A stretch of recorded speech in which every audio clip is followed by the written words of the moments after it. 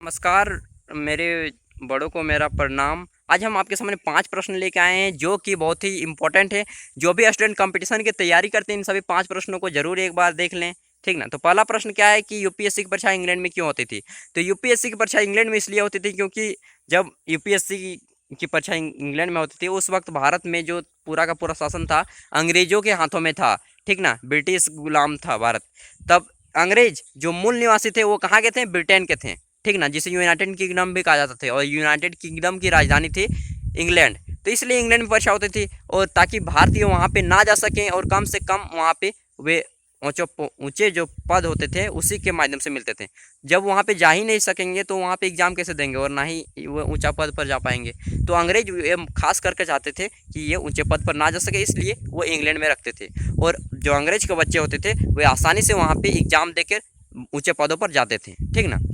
लेकिन रुख बदला तो हमारे पहला प्रश्न का तो उत्तर मिल गया क्योंकि अंग्रेज शासन चलता था इसलिए, और अंग्रेज के मूल निवासी थे इसलिए वहाँ पे वो अपनी राजधानी बसाए थे और वहीं पे उनकी एग्ज़ाम लिया करते थे। पूरा का पूरा सिविल सर्विस जो एक्ट है ना वो अंग्रेजों का ही देन है, अंग्रेजों ने ही बनाया था। अभी तक चेंज हुआ हुआ है थोड़ा बहुत।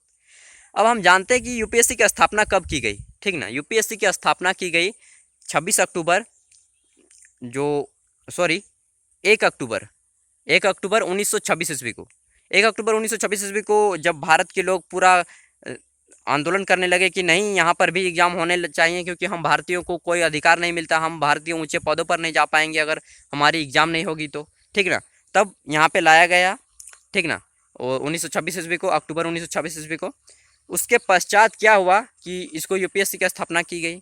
लेकिन जब भारत आज़ाद हो गया ना अंग्रेजों की गुलामी से, तब इसको संवैधानिक प्रावधान दिए गए और स्वायत्ता दी गई ताकि जो सिविल सर्विस के आ सकें स्टूडेंट, ठीक ना, वहाँ पे सिविल सर्विस का चयन किया जा सके, वो स्वतंत्र रूप से किया जा सके ताकि इनमें कोई जो बातें होती हैं कि किसी प्रकार का दबाव वो सभी ना हो सके। इसलिए इन्हें अनुच्छेद 315 से 323 के बीच उल्लेखित भी किया गया है, उन्हें स्वायत्ता दी गई और प्रावधान भी दिया गया ताकि ये स्वतंत्र होकर अपने जो सिविल सर्वेंट हैं उनसे चुन सकें, ठीक। ये बात हो गई।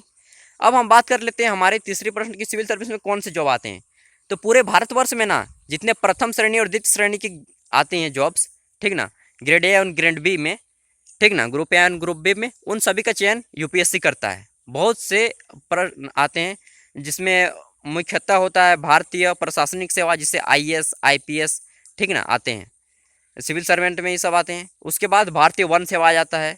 उसके बाद आता है भारतीय इंजीनियरिंग सेवा, चिकित्सा सेवा, लेखापाल, बहुत से ऐसे पोस्ट हैं जो यूपीएससी लेते हैं और प्रथम और द्वितीय श्रेणी का आता है पूरे भारतवर्ष में, ठीक। ये हो गया। हमारा चौथा प्रश्न क्या है कि भारत के सबसे पहले आईएएस अधिकारी कौन थे। तो भारत के सबसे पहले आईएएस अधिकारी सत्येंद्रनाथ टैगोर थे जो कि रविंद्रनाथ टैगोर के बड़े भाई थे, ठीक ना। रविंद्रनाथ टैगोर के बड़े भाई सत्येंद्रनाथ टैगोर दोनों पश्चिम बंगाल के रहने वाले थे, ठीक ना। और इन्होंने बांग्ला पर किताब भी लिखी थी और अंग्रेजी पर भी किताब लिखी थी। तो इन ये जो सत्येंद्रनाथ टैगोर बने थे ना, ये अंग्रेज जब गुलाम था उसी वक्त ये बन चुके थे। कब, 1863 ईस्वी में ये परीक्षा पास किए थे और 1864 ईस्वी में ट्रेनिंग लेके ये आ गए। और कहाँ पे इन्हें पोस्टिंग मिली थी, मुंबई प्रेसिडेंसी। जो अभी मुंबई नाम जाना जाता था तब उसे बम्बई प्रेसिडेंसी कहा जाता था। तो बम्बई प्रेसिडेंसी में इनकी पहली पोस्टिंग हुई थी, ठीक ना। और ये इंग्लैंड में जाकर परीक्षा दिए थे और यहाँ पे आए थे। उसके बाद हमारा अंतिम प्रश्न जो कि सबसे इंटरेस्टिंग भी है और सबसे रोचक भी है, क्या है कि सुभाष चंद्र बोस कब आईएएस अधिकारी बने और कौन सा रैंक बने थे। सुभाष चंद्र बोस आप जानते थे स्वतंत्रता सेनानी थे, वो एक आईएएस अधिकारी थे। एक्चुअली हुआ क्या कि उनके पिता बोलते थे कि आप कुछ नहीं कर सकते हैं, आप आईएएस नहीं बन सकते हैं, ठीक ना। उनके पिता तो सुभाष चंद्र बोस को आ गया कि मैं बन सकता हूँ और मैं ये करके दिखा दूंगा, ठीक ना। वो उनको जाने की इच्छा नहीं थी आईएएस में। तब वो एग्ज़ाम दिए केवल 8 महीने की प्रिपरेशन करके, 8 महीने की तैयारी करके, ठीक ना। और जब उस वक्त 4 साल 5 साल की तैयारी क्या करते थे अंग्रेज लोग आईएएस बनने के लिए, ठीक ना। तब क्या हुआ कि परीक्षा दिए इंग्लिश जाकर और कौन सा रैंक मिला उन्हें, चौथा रैंक, चौथा 4th रैंक लाए थे, ठीक ना। तो सोच सकते हैं कि भारतीयों में कितना दम है और अंग्रेजों में कितना दम है, ठीक ना। ये 8 महीने की तैयारी में ही पूरे अंग्रेज शासन को हिला दिए थे। लेकिन इन्होंने ट्रेनिंग ली 1920 में, एग्जाम दी और 1921 में छोड़ दी। क्यों? क्योंकि ये जानते थे कि ये पूरी की पूरी सिविल सर्विस जो एक्ट है ये अंग्रेजों की देन है। अगर मैं यहाँ पे ज्वाइनिंग करूँगा तो अंग्रेजों के लिए काम करूँगा तो मैं भारत की स्वतंत्रता के लिए कैसे लड़ पाऊँगा। इसलिए इन्होंने अंग्रेजी जो ये कलेक्टर की नौकरी थी ये त्याग दी, लात मार दी, अंग्रेजों की कलेक्टर की नौकरी। कहा कि मैं आपके साथ ये काम नहीं कर सकता, अगर मैं ये काम करूँगा तो आपके साथ भी मैं अंग्रेज को, भारत को लूटने लगूंगा, इसमें आपका साथ दूंगा, लेकिन मैं आपके विरुद्ध हूँ, आपको यहाँ से भगाने आया हूँ, ना कि आपका साथ देने। और इन्होंने कलेक्टर की नौकरी त्याग दी और यहाँ पे फिर से भारत आ गए। ठीक ना।